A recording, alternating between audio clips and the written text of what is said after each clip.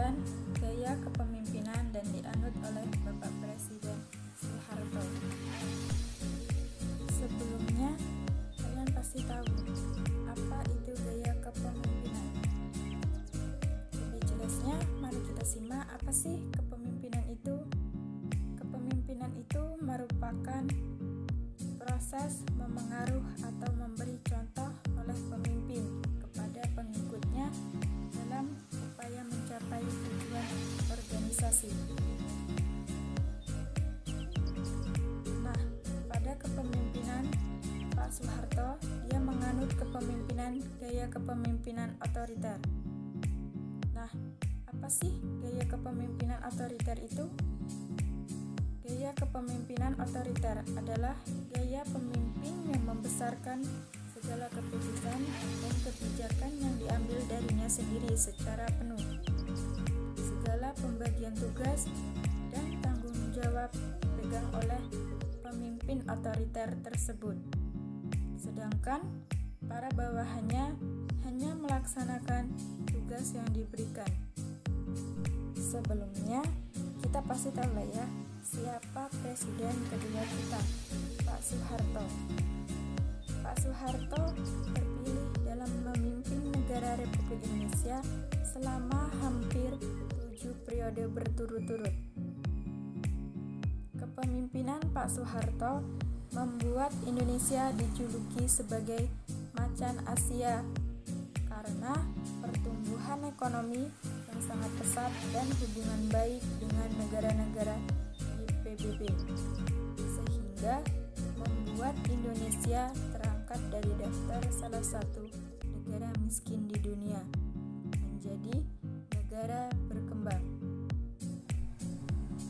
Kemudian, gaya yang dianut oleh kepemimpinan Soeharto.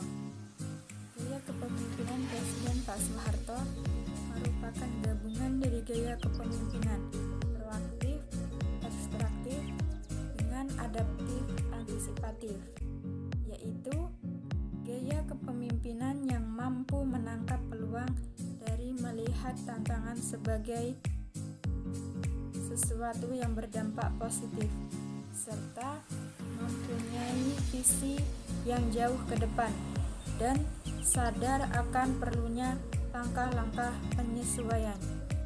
Nah, untuk masa Orde Baru ini, gaya kepemimpinannya adalah otoriter atau militeristik.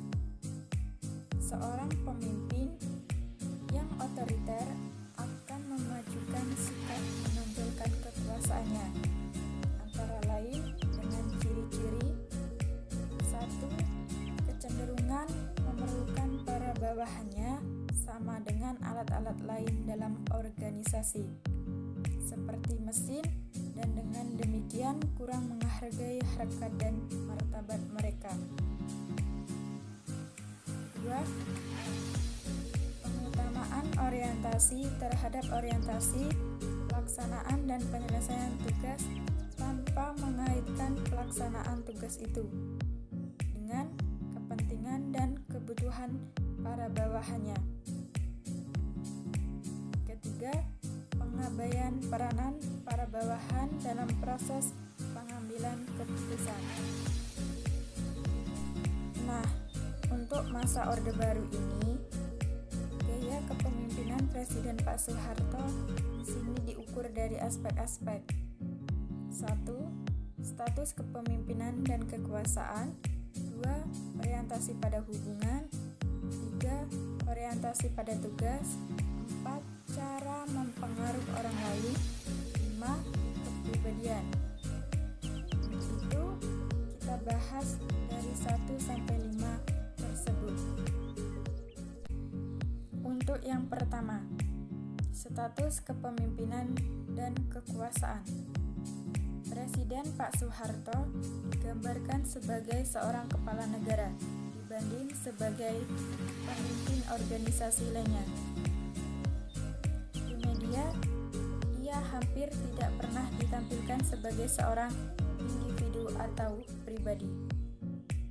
Kecenderungan ini secara jelas terlihat dari frekuensi kemunculan berita yang menunjukkan pesan-pesan politik adalah sebagai kepala negara. Selanjutnya, orientasi pada hubungan. Nah, dilihat dari orientasinya, dilihat dari pemeliharaan hubungan, Presiden Pak Soeharto cenderung ditampilkan sebagai seorang pemimpin yang otoriter atau dalam istilah Diket 1961 disebut eksploitatif, autokratif, kurang demokratis. Selanjutnya ada orientasi pada tugas. Potret Presiden Pak Soeharto cenderung menunjukkan dirinya sebagai pemimpin yang lebih sering memberikan perhatian sangat umum terhadap lingkup pembangunan nasional. Dalam setiap periode kekuasaannya, ia digambarkan jarang memberi perhatian khusus pada lingkup pembangunan lokal saja atau regional saja. Dilihat dari pesan-pesan politiknya, pembangunan yang paling sering dibicarakan oleh Presiden Pak Soeharto adalah pembangunan dalam lingkup nasional, pembangunan lokal daerah tingkat 2 kabupaten kota madya, dan pembangunan regional daerah tingkat 1 provinsi relatif jarang dibicarakan oleh persiapan Orde Baru itu. Kemudian, cara memengaruhi orang lain. Bapak Presiden Soeharto sendiri digambarkan sebagai seorang pemimpin yang otoriter, yang menerapkan gaya kepemimpinan koerkif, yang selalu menginginkan agar perintah dan instruksinya dipenuhi orang lain dengan segera. Dalam berita surat kabar, Presiden Pak Soeharto cenderung ditampilkan lebih mementingkan keselamatan dan kelangsungan pembangunan nasional. Demikian pentingnya hal itu sehingga pembagian besar perintah dan instruksi yang disampaikan Presiden Pak Soeharto pada orang lain berisi permintaan agar keselamatan dan kelangsungan pembangunan nasional selalu diprioritaskan. Nah, untuk yang terakhir, kepribadian. Presiden Pak Soeharto adalah seorang pemimpin yang sederhana, tidak suka menonjolkan diri di hadapan orang lain. Ketika berbicara dengan orang lain atau menyampaikan pesan-pesan kepada bawahan atau orang-orang yang dipimpinnya dalam berbagai organisasi, ia tidak suka menunjukkan keberhasilan atau jasa-jasa yang dimilikinya. Nah, pada pemerintahan Pak Soeharto sendiri pasti ada keberhasilan dan kegagalannya. Keberhasilan dan kegagalan Pak Soeharto diantaranya keberhasilannya yaitu 1. Kemajuan sektor migrasi, 2. Sukses transmigrasi, 3. Sukses program KB, 4. Sukses mengurangi buta huruf, 5. Pengangguran minimum, 6. Sukses gerakan wajib belajar, 7. Sukses gerakan nasional orang tua asuh, 8. Sukses keamanan dalam negeri. Dan kegagalannya yaitu 1. Politik, 2. Eksploitasi sumber daya. Nah, kemudian yang terakhir ada kesimpulan.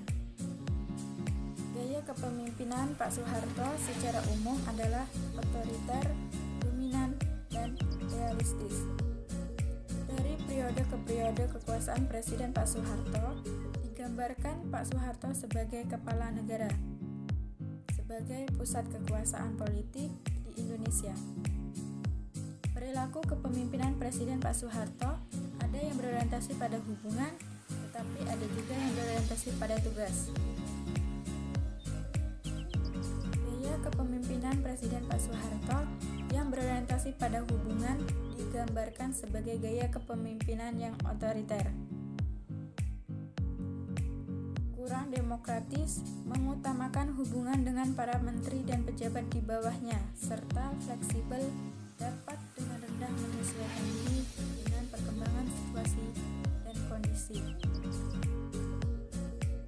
Gaya kepemimpinan yang berorientasi pada tugas diintegrasikan sebagai gaya kepemimpinan penuh perhatian pada pembangunan dalam lingkup nasional, tidak membedakan pembangunan daerah, pedesaan, atau perkotaan, meskipun hanya berorientasi pada pembangunan sektor demokrasi saja. Selain itu, dari caranya memengaruhi orang lain, gaya kepemimpinan Presiden Pak Soeharto oleh media digambarkan sebagai gaya yang cenderung otoriter.